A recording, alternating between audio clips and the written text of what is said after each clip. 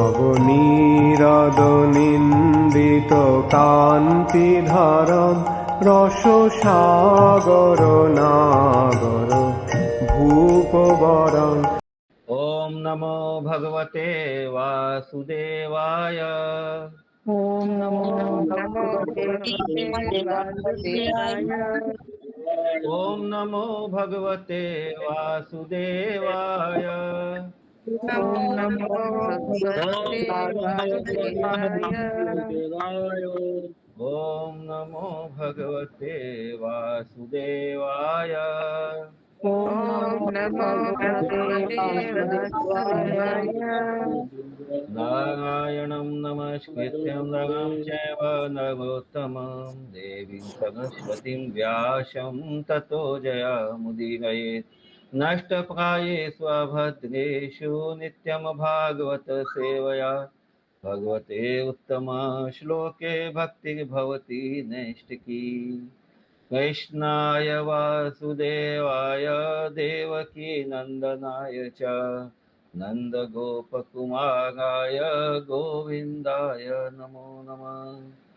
मूकं करोति वाचालं पङ्गुं लङ्घायते गिरिं यत्कृपातमहं वन्दे श्रीगुरुदीनतारिणं श्रीचैतन्य ईश्वरं परमानन्दमाधवं।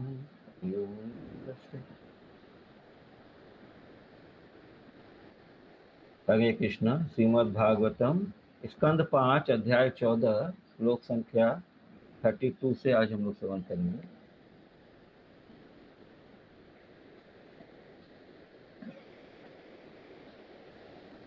तो ये सब कौन बोल रहा है? ये श्लोक अभी व्यास देव जी, सुखदेव जी। क्वचित् क्वचित् धूमवत् एहि कंठेषु गृहेषु हंस्यन्।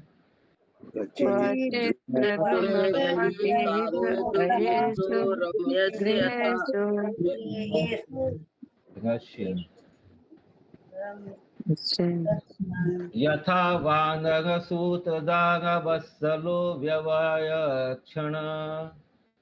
यथा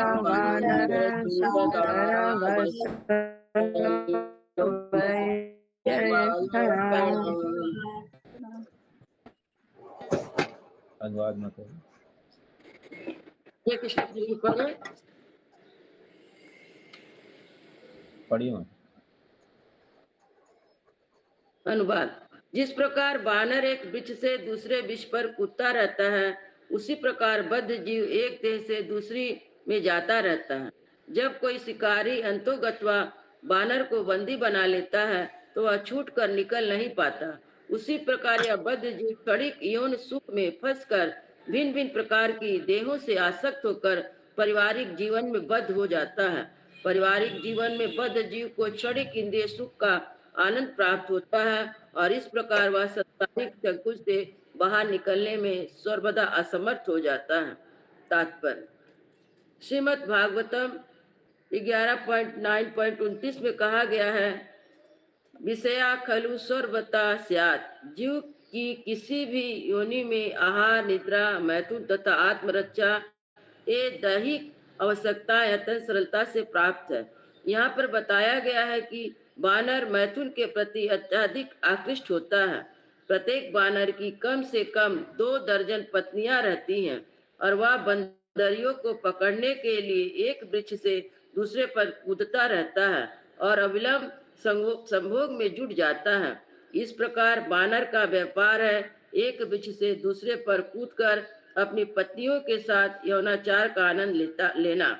बद्ध जीव भी यही कर रहा है। वह एक देह से दूसरे देह में देहांतर करके मैथुन रत रहता है। इस प्रकार वह भूल जाता है कि भौतिक बंधन से किस प्रकार मुक्त हुआ जाए।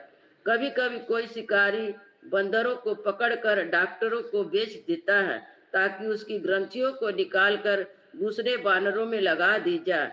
यह संपूर्ण धंधा आर्थिक विकास और विकसित यौन जीवन के नाम पर चलाया जा रहा। हरे कृष्ण।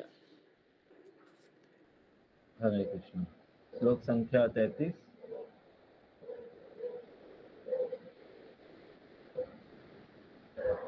एवं अध्वनि अवरुन्धानो मृत्यु गज भयात् तमसि गिरिकन्दर प्राये एवं अध्वनि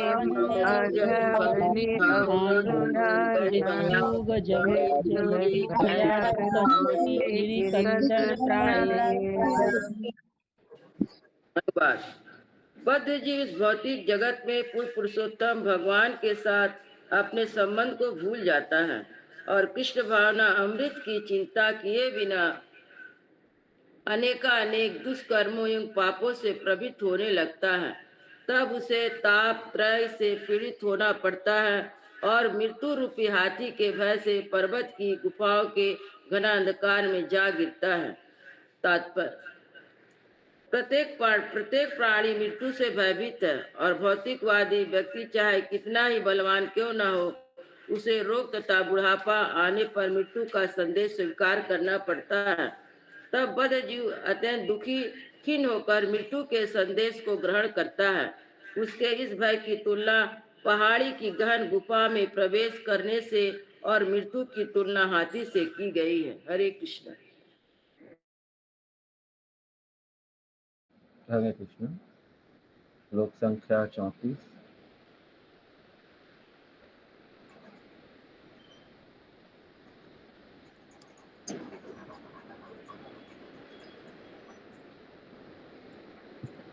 क्वचिच्छिता।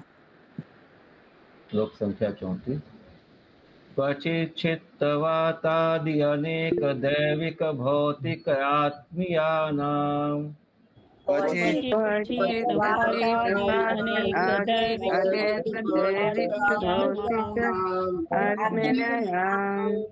दुःखानां प्रतिनिवारणे कल्पो दुरन्त विषय विषण्णास्ते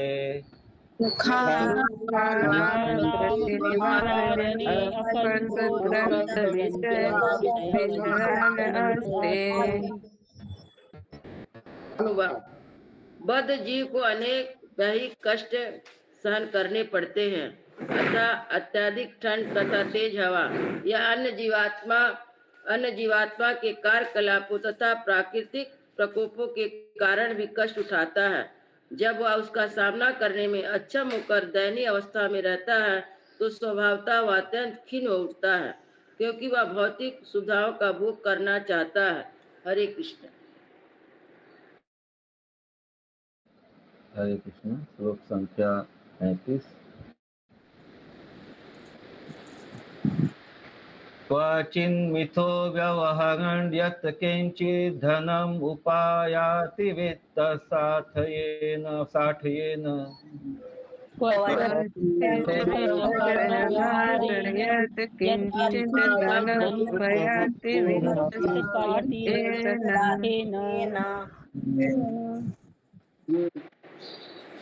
अनुवाद।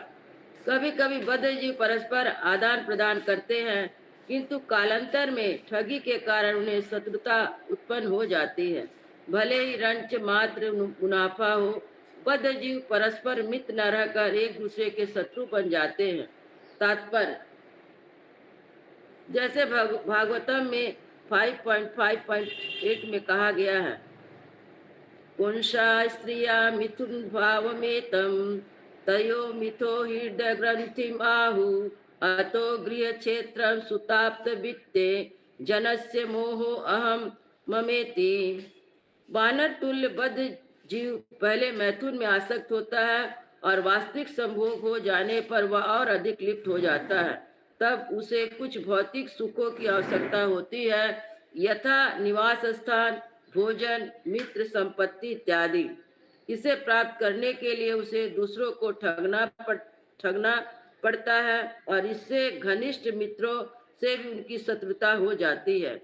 कभी कभी बद्ध जीव तथा उसके पिता या गुरु के बीच भी यह शत्रुता ठन जाती है। जब तक कोई विधि विधान में दृढ़ नहीं रहता, भले ही वह कृष्ण भावना अमृत का आंदोलन का सदस्य क्यों न हो, वह धृष्टता करता रहता है। फलतः हम हमारे शिष्यों को विधि नियमों के दृढ़ पालन का उपदेश देते हैं, अन्यथा शिष्यों में विरोध होने पर मानवता के उत्थान के लिए किए जाने वाला यह महत्वपूर्ण आंदोलन अवरुद्ध हो जाएगा। अतः जो इस कृष्ण भावना अमृत आंदोलन को आगे बढ़ाने के लिए इच्छुक है, उन्हें इस स्मरण रखना चाहिए और विधि नियमों का कठोरता से पालन करना चाहिए, जिससे उनके मन विचलित ना हो। हरे कृष्ण। हरे कृष्ण।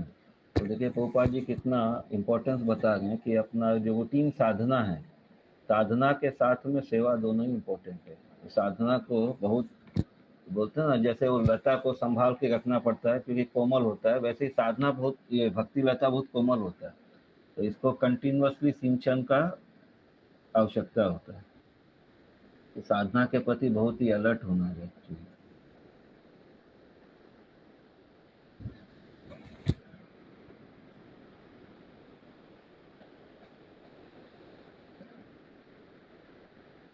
श्लोक संख्या 36। क्वचित् क्षीण धन शय्यासन नासनाद्युपभोग विहीनो क्वचित्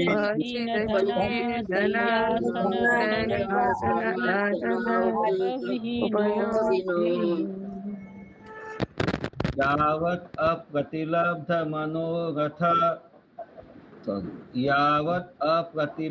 मनोरथोपगतादननि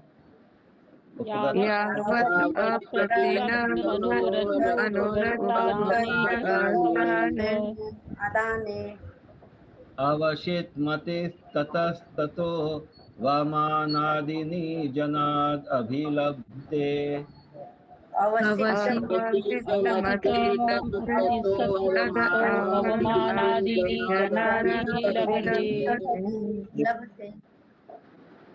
अनुवाद। कभी कभी धन के अभाव के कारण बद्ध जीव को पर्याप्त स्थान प्राप्त करने में कठिनाई होती है। कभी तो उसे बैठने तक के लिए स्थान नहीं मिल पाता, न उसे अन्य आवश्यक वस्तुएं प्राप्त होती है। दूसरे शब्दों में वह अभाव का अनुभव करता है और नैतिक साधनों से इन आवश्यकताओं को न प्राप्त कर पाने के कारण वह अनैतिक रूप से दूसरे की संपत्ति का अपहरण करता है। जब उसे वांछित वस्तुएं प्राप्त नहीं हो पाती, वह दूसरे से अपमान ही प्राप्त करता है, जिससे वह अत्यंत खिन्न हो उठता है। तात्पर्य: ऐसा कहा गया है कि आवश्यकता किसी नियम को नहीं पहचानती। जब बद्ध जीव के जीवन निर्वाह के लिए धन की आवश्यकता आ पड़ती है, तो वह कोई न कोई साधन अपनाता है, चाहे वह भीख मांगे, उधार ले अथवा चोरी करे। किंतु ये वस्तुएं प्राप्त नहीं होती, उल्टे उसका अपमान और उपहास किया जाता है। जब तक अच्छी प्रकार सुव्यवस्थित न रहा जाए, तब तक अनुचित संग साधन से धन संग्रह नहीं किया जा सकता। यदि यह अनुचित साधनों से धन संग्रह कर भी ले, तो भी वह राजा तथा जनता की प्रताड़ना तथा अपमान से नहीं बच सकता। ऐसे अनेक प्रसंग हैं जहाँ महत्वपूर्ण व्यक्ति गमन करते पकड़े गए और उन्हें जेल में डाल दिया गया है। भले ही कोई जेल के दंड से बच जाए, किंतु पूर्ण पुरुषोत्तम भगवान द्वारा दंडित होने से नहीं बच सकता, क्योंकि भौतिक प्रकृति के माध्यम से कार्य करते हैं। इसका उल्लेख भगवत गीता 7.14 में हुआ है। दैवी हिंसा गुणमयी मम्माया दुरत्यया। प्रकृति अत्यंत क्रूर है, वह किसी को भी क्षमा नहीं करती। जब मनुष्य प्रकृति की अवहेलना करते हैं, तो वे सभी प्रकार के पाप कर्म करते हैं, जिसके फलस्वरूप उन्हें कष्ट उठाना पड़ता है। हरे कृष्ण। हरे कृष्ण। श्लोक संख्या 37। एवं वित्त व्यतिशंग विवृद्ध वैरानुबंधो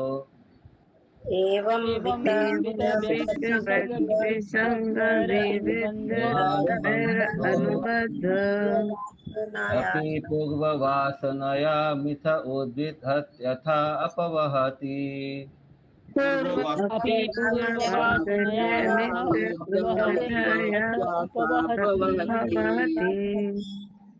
अनुवाद। अपनी इच्छाओं की बारंबार पूर्ति करने के लिए मनुष्य परस्पर शत्रु हो सकते हैं, फिर भी कभी कभी वे विवाह संबंध स्थापित कर लेते हैं। दुर्भाग्यवश ये विवाह दीर्घ काल तक नहीं चल पाते और ऐसे लोग विवाह विच्छेद या अन्य कारणों से पुनः विलग हो जाते हैं। तात्पर्य: जैसे पूर्व में कहा जा चुका है, प्रत्येक बद्ध जीव में छलने की प्रवृत्ति होती है, यहाँ तक कि विवाह संबंध में भी। इस भौतिक जगत में सर्वत्र एक बद्ध जीव दूसरे से ईर्ष्या करता है। मनुष्य इस काल तक भले ही परस्पर मित्र बने रहे, किंतु अंततः वे पुनः शत्रु बन जाते हैं और धन के लिए लड़ते हैं। कभी कभी ये विवाह संबंध स्थापित कर लेते हैं, किंतु बाद में विवाह विच्छेद या अन्य साधनों से विलग हो जाते हैं। तात्पर्य यह है कि ऐसे एक कभी स्थायी नहीं रहता। छलने की प्रवृत्ति के कारण दोनों पद सदैव ईर्ष्यालु बने रहते हैं। यहाँ तक कि कृष्ण भावना अमृत में भी भौतिक प्रवृत्ति की प्रधानता के कारण पृथक तथा शत्रुता उत्पन्न हो जाती है। हरे कृष्ण। हरे कृष्ण। देखिए प्रभुपाद जी कितने दूरदर्शी थे। उन्होंने आज से कितना 50-60 साल पहले ही लिख दिया था कि कैसे क्या होगा। वो शाश्वत है ये। मतलब उनके पहले भी यही सिचुएशन था, जब से ये भागवतम भागवत गीता ये चल रहा, अभी भी वही सिचुएशन है। हम लोग थोड़ा ध्यान देंगे तो आसपास में जो जीवन का व्यवहार है, सब चीज इससे एकदम मिलता जुलता है ना। पूरा जो भी व्याख्यान हम लोग सुन रहे हैं। श्लोक संख्या 38।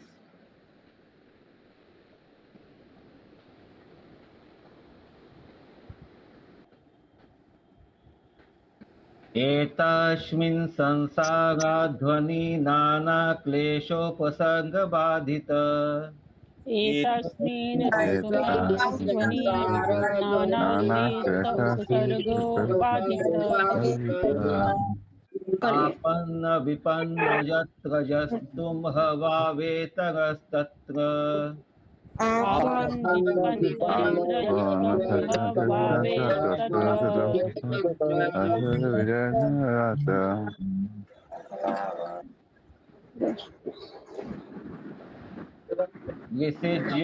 विसृज्य जातं जातुम् उपादाय शोचनमुह्यान् विसिद्धार्थं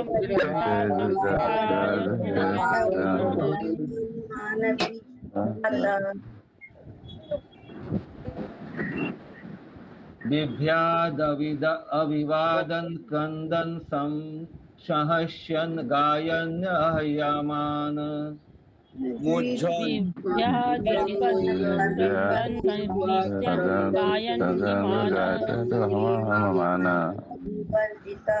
साधु वञ्जितो नैव वर्तते यद्यपि यत्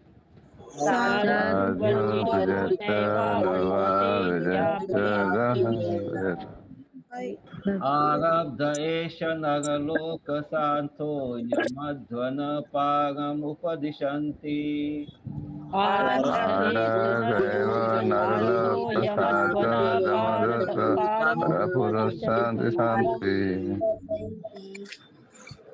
अनुवाद। इस भौतिक का मार्ग क्लेशमय है और बद्ध जीव को अनेक कष्ट विचलित करते रहते हैं। कभी वह हारता है, कभी वह जीतता है।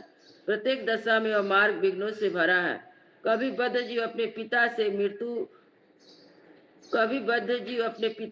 मृत्यु होने या अन्य कारणों से विलग हो जाता। तो जी क्या है, समझ में नहीं आता प्रभु जी। पिता से मतलब मृत्यु होने, कभी पिता का मृत्यु हो गया या पुत्र का मृत्यु हो गया तो दोनों का विच्छेद हो गया, और या कभी अन्य कारणों से जैसे आपस में डिस्प्यूट हो जाता है तो अलग हो जाते हैं। कारणों से विलग हो जाता। वह उसे छोड़कर क्रमशः अन्य व्यक्तियों से या यथा अपनी संतान से आसक्त हो जाता। इस प्रकार बद्ध जीव कभी कभी भ्रमित और भयभीत होता है। कभी वह भय के मारे जोर जोर से चित्कार करता है, कभी कभी अपने परिवार का भरण पोषण करते हुए प्रसन्न होता है, तो कभी वह अत्यधिक प्रसन्न हो जाता और सुरीले गीत गाता है। इस प्रकार अंत काल से पूर्ण पुरुषोत्तम भगवान के बिछोह को भूलकर बंधता जाता है। उसे भौतिक जगत के भयानक पथ पर चलना तो पड़ता है, किंतु वह इस पथ पर तनिक भी सुखी नहीं होता। स्वरूप सिद्ध मनुष्य इस भयानक पथ से छूटने के निमित्त पूर्ण पुरुषोत्तम भगवान की शरण ग्रहण करते हैं। भक्ति मार्ग को स्वीकार किए बिना मनुष्य भौतिक जगत के चंगुल से निकल नहीं पाता। तात्पर्य यह है कि इस भौतिक जीवन में कोई भी सुखी नहीं हो सकता है। उसे कृष्ण भावनामृत का आश्रय अवश्य ग्रहण करना चाहिए। तात्पर्य: भौतिकवादी जीवन शैली का सम्यक विश्लेषण करने पर कोई भी बुद्धिमान पुरुष समझ सकता है कि संसार में तनिक भी सुख नहीं है, किंतु हरे कृष्णा, माधव स्वरूप को म्यूट कीजिए। हरि बोल। फिर से पढ़ी माता जी का। तात्पर्य: भौतिकवादी जीवन शैली का सम्यक विश्लेषण करने पर कोई भी बुद्धिमान पुरुष समझ सकता है कि संसार में तनिक भी सुख नहीं है, किंतु अनंत काल से संकटपूर्ण मार्ग पर चलते रहने और संत जनों से अपने आप को विलग रखने के कारण बद्ध जीव मोहवश इस भौतिक जगत का आनंद लेना चाहता है। कभी कभी बहिरंगी शक्ति उसे तथाकथित सुख का अवसर प्रदान करती है, किंतु भौतिक प्रकृति बद्ध जीव को निरंतर प्रताड़ित करती रहती है। इसलिए वर्णन किया गया कि दंड्य जनो राजा, दंड्यो जनो, मुझे आप पढ़िए तो बंगला में। एक मिनट। दंड्यो जने राजा जेनो नादिते छुवाए, चैतन्य चरितामृत मध्य लीला। 20.118। जने राजा जेनो नदीते छुवाए। अच्छा, जैसे राजा दंड देने के लिए नदी में डुबाता है। भौतिकवादी जीवन का अर्थ है सतता दुख, किंतु जब वे ये उदाहरण क्यों दिया, समझ में आया? भौतिक जगत में ये जो माया देवी जो है समटाइम्स, हाँ चंदा माता जी बोलिए। प्रभु जी, भौतिक जगत की माया देवी हम लोग को डुबोती रहती हैं दंड के द्वारा। थोड़ा सांस लेने के लिए निकालता है, फिर हाँ, अंदर डुबा देता है, हाँ, फिर सांस लेके थोड़ा लिए सी दुख सुख इसी तरह महसूस कराती हैं। इसीलिए देखिए पीछे बोला गया तथा कथित सुख बताया गया उसको, हाँ प्रभु जी। सो कॉल्ड हैप्पीनेस, तथा कथित सुख। मतलब उसको हम लोग कहते हैं सुख है, लेकिन वो सुख है नहीं एक्चुअली। ठीक है माता जी, आगे। भौतिकवादी जीवन का अर्थ है सतत दुख, किंतु जब दो अंतरालों के बीच सुख प्रकट होता है तो हम उसे स्वीकार कर लेते हैं। कभी कभी दोषी व्यक्ति को बार बार पानी में डुबाया जाता है और फिर वह बाहर निकाला जाता है। वास्तव में यह सब दंड देने के उद्देश्य से किया जाता है, किंतु जब उसे जेल से बाहर निकाला जाता है तब उसे कुछ शांति का अनुभव होता है। बद्ध जीव की ऐसी स्थिति है। अतः सभी शास्त्रों का उपदेश है कि मनुष्य भक्तों तथा साधुओं का सत्संग करे। साधु संग सर्व शास्त्र को लव मात्र साधु संगे सर्व सिद्धि हो। चैतन्य चरितामृत मध्य 22.54। भक्तों के लव मात्र सत्संग से ही बद्ध जीव दुखमय भौतिक स्थिति से उबर सकता है। यह कृष्ण भावना अमृत आंदोलन प्रत्येक व्यक्ति को संत जनों के साथ सत्संग करने का अवसर प्रदान करने का प्रयास कर रहा है। इसलिए कृष्ण भावना अमृत समाज के सभी सदस्यों में पूर्ण साधु होना चाहिए, जिससे पतित बद्ध जीवों को अवसर मिल सके। यही सर्वश्रेष्ठ मानव कल्याणकारी कार्य है। हरे कृष्ण। हरे कृष्ण। तो हम लोग से कृष्ण भावनामृत सदस्यों से ये अपेक्षित किया जाता है कि हम लोग के अंदर पूरा साधु का गुण हो, ताकि हम लोगों के कारण जो है और भी दूसरे लोगों को लाभ पहुंच सके। साधु संग सर्व सिद्धि लय, लव मात्र साधु संग सर्व सिद्धि लय। थोड़ा सा भी यदि किसी सत्संग में साधु का संग हो जाता है तो उससे सभी सिद्धियां प्राप्त हो जाती है। मतलब आदमी भौतिक जंगल से जो है बच सकता है। लोक संख्या 39।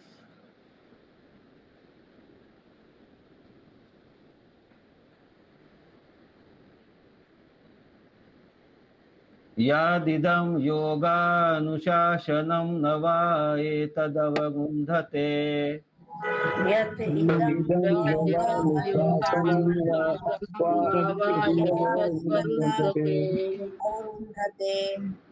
यन्यस्तदण्डा मुनय उपशमशीला उपगतात्मान समवगच्छन्ति।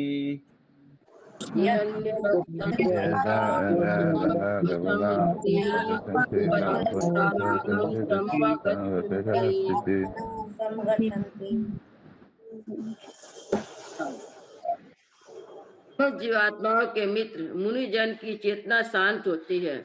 वे अपनी इंद्रियों एवं मन को वश में कर चुके होते हैं उन्हें मुक्ति पथ जो श्री भगवान तक पहुँचने का मार्ग है हरे कृष्ण सरल माता जी, ठीक से वो पढ़िए पहला लाइन। अनुवाद। समस्त जीवात्माओं के मित्र मुनिजन की चेतना शांत होती है। वे अपनी इंद्रियों एवं मन को वश में कर चुके होते हैं।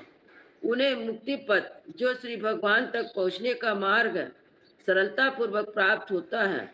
क्लेश में भौतिक परिस्थितियों में संलग्न रहने तथा हतभाग होने के कारण भौतिकवादी व्यक्तिजन मुनिजनों की संगति नहीं कर पाता। तात्पर्य। महान संत जड़ भरत ने क्लेश में दशा तथा उसे बचने के साधन इन दोनों का वर्णन किया। इससे बचने का एकमात्र उपाय है भक्तों की संगति और यह संगति अत्यंत सुगम है। यद्यपि भाग्यहीन व्यक्तियों को भी यह सुअवसर प्राप्त होता है, किंतु दुर्भाग्यवश वे शुद्ध भक्तों की शरण में नहीं जा पाते, अतः वे निरंतर कष्ट भोगते रहते हैं। फिर भी यह कृष्ण भावना अमृत आंदोलन इस बात पर बल देता है कि प्रत्येक प्राणी हरे कृष्ण महामंत्र का जप करके इस पथ का अनुसरण करे। कृष्ण भावना अमृत के उपदेशक द्वार द्वार जाकर लोगों को बताते हैं कि भौतिक जीवन के कष्ट से किस प्रकार छुटकारा पाया जा सकता है। जैसे कि श्री चैतन्य महाप्रभु ने कहा, गुरु गुरु कृष्ण कृष्ण प्रसाद प्रसाद पाए भक्ति लता बीज। भगवान श्री कृष्ण तथा गुरु महाराज की कृपा से ही भक्ति का बीज प्राप्त हो सकता है। यदि मनुष्य थोड़ा बुद्धिमान है तो वह कृष्ण भावना अमृत का अनुशीलन कर सकता है और इस प्रकार भौतिक जीवन के दुखों से छुटकारा पा सकता है। हरे कृष्ण। हरे कृष्ण। श्लोक संख्या 40।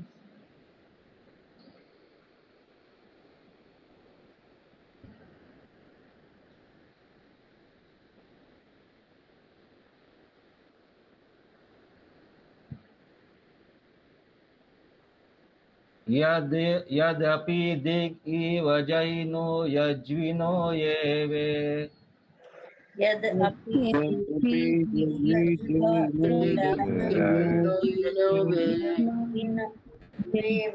राजर्षय किन्तु परं मृधे शयिरन्नश्यामेव ममेयमिति। राजा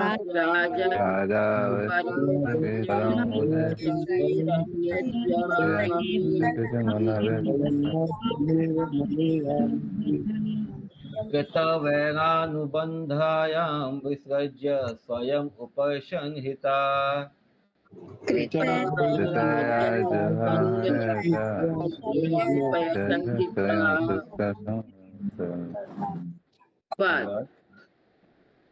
साधु प्रकृति वाले ऐसे अनेक महान राजर्षि हो चुके हैं जो यह अनुष्ठान संपन्न करने में अत्यंत प्रवीण थे तथा अन्य राजाओं को जीतने में अत्यंत कुशल थे, किंतु इतनी शक्ति होने पर भी वे पूर्ण पुरुषोत्तम भगवान की प्रेमा भक्ति नहीं कर पाए, क्योंकि महान राजा मैं यह शरीर हूँ और यह मेरी संपत्ति है, इस मिथ्या बोध को वो नहीं जीत पाए थे। इस कारण उन्हें प्रतिद्वंदी राजाओं से केवल शत्रुता मोल ली, उनसे युद्ध किया और वे जीवन के वास्तविक लक्ष्य को पूरा किए बिना दिवंगत हो गए। तात्पर्य।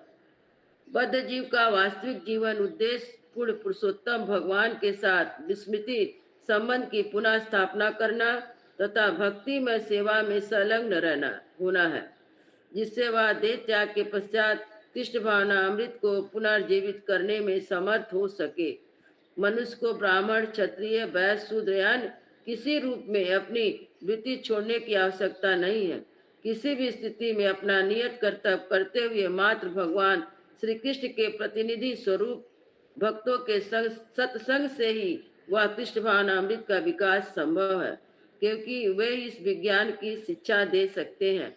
दुख की बात यह है कि बड़े बड़े राजनीतिक एवं नेता इस भौतिक जगत में केवल शत्रुता उत्पन्न करते हैं और उनकी रुचि आध्यात्मिक उन्नति की ओर नहीं होती। सामान्य व्यक्ति के लिए भौतिक उन्नति अत्यंत मोहक होती है, किंतु अंततः उसे परास्त होना पड़ता है, क्योंकि वह तो स्वयं को भौतिक देह और इससे संबंधित प्रत्येक वस्तु को अपनी संपत्ति मान बैठता है। यही अभिज्ञा है। वास्तव में उसका अपना कुछ भी नहीं होता, यहाँ तक कि देह भी नहीं है। अपने कर्म के फलस्वरूप मनुष्य को कोई विशेष देह प्राप्त होती है, यदि वह इस देह का उपयोग पूर्ण पुरुषोत्तम भगवान को प्रसन्न करने में नहीं करता तो उसका सभी कार्य निष्फल हो जाते हैं। जीवन के वास्तविक उद्देश्य का उल्लेख श्रीमद् भागवतम 1.2.30 में हुआ है। प्रभु जी इसको पढ़िए। हरे कृष्ण। अतः पुंभे द्विज श्रेष्ठा वर्णाश्रम विभागश स्वनुष्ठितस्य धर्मस्य तम हरितोषणम। इम्पोर्टेंट श्लोक है ये, सबको ये वापस वस्तुतः रिपीट कर सकते हैं।